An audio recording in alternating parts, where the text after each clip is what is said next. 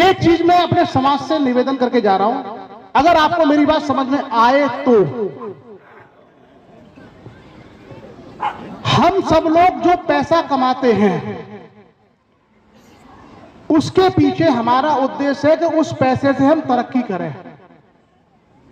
जैसे आपके यहां आलू है, खेती करते हो, आलू बेच के पैसा आता है तो आप सोचते हो हम तरक्की करें। आप नौकरी करते हो, पैसा आता है, हम सोचते हैं उस पैसे से तरक्की करें। यही है, यानी पैसे को हम चाहते हैं कि उस पैसे से हमारी प्रोग्रेस हो। अब आप एक समाज के तौर पर सोचना कि हम अपने पैसे का कहीं मिसयूज तो नहीं कर रहे। क्या है मिसयूज? ईमानदारी से बताना, हमारे समाज में कितने % लोग हैं जो अपना पैसा दारू में खर्च कर रहे हैं? कितने %? 60-70?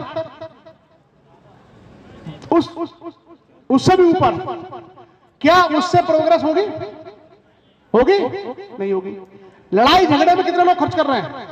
हर गांव के अंदर लड़ाई झगड़ा कर लेते हैं, पुलिस बुला लेते हैं 112 नंबर, फिर अंडारे भंडारे पता नहीं कहां कहां आप पैसा खर्च करते हो। मेरा ये कहना है कि आप एक खेतिहर कौम हो जिसके पास इनकम के बहुत कम स्रोत हैं। आपके पास व्यापारियों की तरह अंधाधुंध पैसा नहीं है। आपके पास ले देकर 4-6 महीने में खेती से पैसा आता है।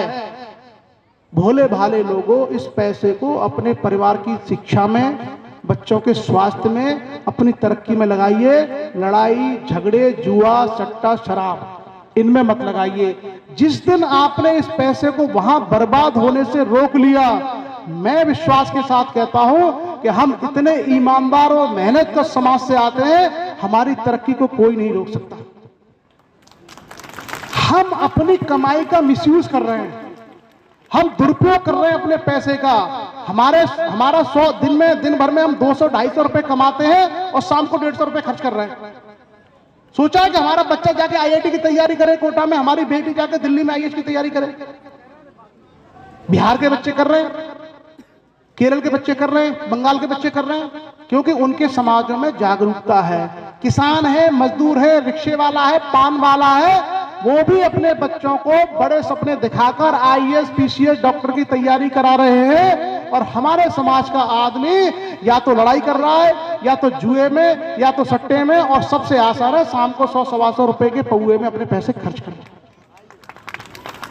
तो मैं आप लोगों से प्रार्थना कर रहा हूं, ये लक्ष्य जैसे शैक्षिक कार्यक्रम तभी सफल माने जाएंगे जब आप लोग यहां से ये संकल्प लेकर जाएं कि कमिश्नर साहब ने हमको ये कहा था कि हम अपनी मेहनत की कमाई अपने परिवार की तरक्की और अपने बच्चों की शिक्षा में लगाएंगे। हम अपने धन का इस तरीके से दुरुपयोग नहीं करेंगे जिससे हमारा ही समाज बर्बाद हो। अगर ये एक बात आप सीख गए तो हम लोगों को कभी जीवन में आपके बीच आने की जरूरत नहीं पड़ेगी। मैं दावे के साथ कह सकता हूं कि मेरे जैसे अफसर इनमें से घूम रहे होंगे बनके। तो पुनः मैं यहां करीब 20 से 25 जिलों के लोग आपके बीच में हैं। कहां तक? रायबरेली, अयोध्या और बरेली, पीलीभीत तक के लोग हैं। अलीगढ़ से लेकर गाजियाबाद, दिल्ली तक के लोग आपके बीच में आए हैं। आप खुद विचार करिए कि ना तो कोई मेला है यहाँ पे, ना कोई वोट देने का कोई खेल चल रहा है, ना कोई पॉलिटिक्स है, ना कोई धर्म का ड्रामा है, फिर भी इतने दूर से लोग यदि आए हैं तो इनको आपके बच्चों की, आपके समाज की चिंता है। और यदि इनको आपके समाज की, आपके बच्चों की चिंता है तो आपको आपके समाज के, आपके बच्चों की इनसे ज्यादा चिंता होनी चाहिए।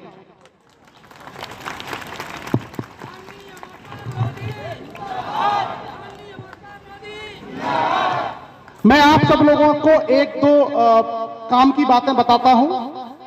अगर कोई बच्चा तीसरी और चौथी क्लास में है जिसके माता पिता नहीं है, उसको हिंदी पढ़ना लिखना आती है, थोड़ा बहुत गणित आता है, तो ऐसे एक बच्चे को, क्योंकि हमारे पास बहुत अभी साधन नहीं है, लेकिन एक बच्चे को हम गोद लेना चाहेंगे। हमारी लक्ष्य फर्रुखाबाद की टीम को आप उस बच्चे को दे दीजिए, उसको आगे की पढ़ाई लिखाई का खर्चा लक्ष्य करेगा पूरा। आप अभी एक बच्चे को हम लोग यहां से गोद लेने वाले हैं, कोई अनाथ बच्चा है, और मैं आपसे कह रहा हूं कि भाई देखो, अच्छे कामों में सब लोग जुड़िए। मैं आप लोगों को आईएएस पीसीएस के सारे नोट्स, आईआईटी नीट के सारे नोट्स, वनडे एग्जाम के सारे नोट्स फ्री में दिलवा दूंगा लक्ष्य के माध्यम से। जितने बच्चे जिन प्रतियोगी परीक्षाओं की तैयारी करना चाहते हैं, हम आपको सारे नोट्स, गाइडेंस सब कुछ दे देंगे। भाई आप लोग पढ़ो और पढ़ाओ, आप लोग पढ़िए। हम आप लोगों की मदद करने को, सहयोग करने को, गाइडेंस देने को तैयार हैं। हमें कुछ नहीं चाहिए, अगर आप समाज में जुड़े रहोगे उतना पर्याप्त है। मैं आज आपका अपना नंबर देके जाऊंगा। जिन बच्चों को खासकर आईएएस की तैयारी करनी है, वो डायरेक्ट किसी भी दिन कभी भी मुझसे कांटेक्ट कर सकते हैं। उन बच्चों को नोट से लेकर के गाइडेंस, सारी चीजें मैं फ्री में उपलब्ध कराऊंगा। और बाहर जाना चाहते हैं, कोचिंग करना चाहते हैं, तो मैं कोचिंग में भी डिस्काउंट कराऊंगा आपके लिए। आप प्लीज पढ़िए। आप यदि पढ़ोगे तभी आगे बढ़ोगे, तभी आपका समाज आगे बढ़ेगा। हमारे पास कोई रास्ता नहीं है पढ़ाई के अलावा। मैं आपको बता रहा हूं, मैं प्राइमरी स्कूल का पढ़ा हूं 8वीं क्लास तक। जिस गांव में प्राइमरी स्कूल में भैंस बनती है, गोबर करती है, ऐसे स्कूल में पढ़ा हूं। और 5 साल तक प्राइमरी स्कूल का मैं मास्टर भी रहा हूं। गांव में रह के गांव में पढ़ना, गांव में पढ़ाना, उसके बाद मैं आज देश की सबसे बड़ी नौकरी में हूं।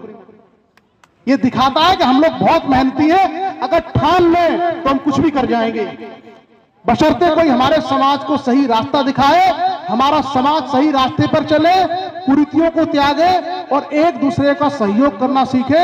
हम लोगों से ज्यादा मेहनती और ईमानदार शायद ही कोई समाज हो। और जिसके पास इतनी अच्छाई है, उस समाज को कोई भी आगे बढ़ने से नहीं रोक सकता। बस आप लोग सामाजिक व्यवस्था में एक दूसरे के सहयोगी बन जाएंगे। मैं इस कॉलेज के जो प्रिंसिपल हैं, यहाँ पे प्रबंधक हैं कॉलेज के, अध्यक्ष जी के पास मेरा नंबर है, नवाब सिंह जी के पास, वीरपाल जी के पास नंबर है, लक्ष्य के कई लोगों के पास मेरा नंबर है। मैं केवल आपसे इतनी प्रार्थना कर रहा हूं कि आपको अपने बच्चों की पढ़ाई के लिए दिन रात किसी भी तरह की आवश्यकता हो, आप हमें बताओ। वो सहायता, वो हेल्प आप लो। कोई दूसरा, कोई बाहर से आपकी मदद करने नहीं आएगा। और ये मौका है, इसका लाभ उठा लो। आप देखिए ना, इस गांव में आकर के कितने दूर से लोग बैठे हैं। ये समाज में प्रेम है, जिसके कारण इतने लोग यहां हैं। अगर इस प्रेम को हम और मजबूत करेंगे तो और बड़ी संख्या में हमारे समाज के बच्चे आगे आएंगे। हम सब लोग आपका सहयोग करने को तैयार हैं। एक बच्चे को मैंने कहा गोद लेने का संकल्प हमने लिया था। वो हमारे लक्ष्य के राष्ट्रीय कोचिंग संचालक है आचार्य देवदत्त जी। मैं चाहूंगा वो खड़े हो और उस बच्चे को अभी हमसे इंट्रोड्यूस कराएं। बच्चा है, बुलाइए उस बच्चे को।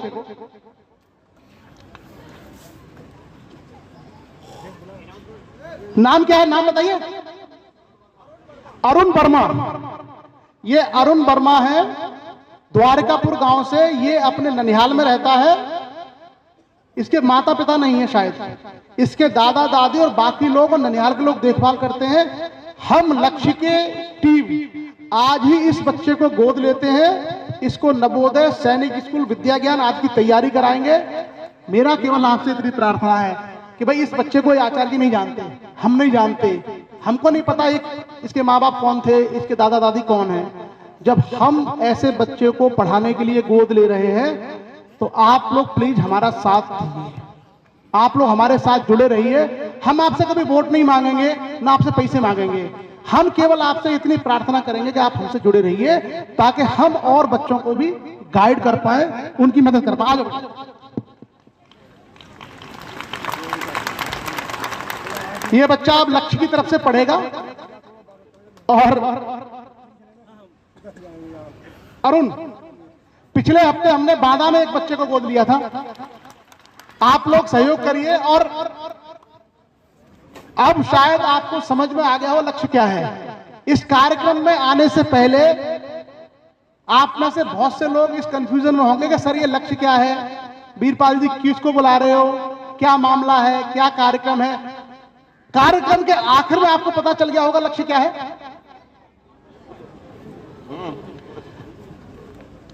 अरुण बहुत बहुत शुभकामनाएं बेटा, अच्छे से मन लगा के आप आचार्य जी का पढ़ोगे। और हमारे फर्रुखाबाद के लोगों से निवेदन है कि आचार्य जी का विद्यालय है हिम्मतपुर सही, कासगंज जिले में। आप लोग टाइम निकाल के उस विद्यालय में इस बच्चे से मिलने भी आया करो कभी कभी। पूरी टीम को बहुत बहुत बधाई और फर्रुखाबाद के सभी नागरिकों को, सभी माताओं को, सभी हमारे श्रेष्ठ और वरिष्ठ पितातुल्य बुजुर्गों को मैं चरणों में नमन करता हूं।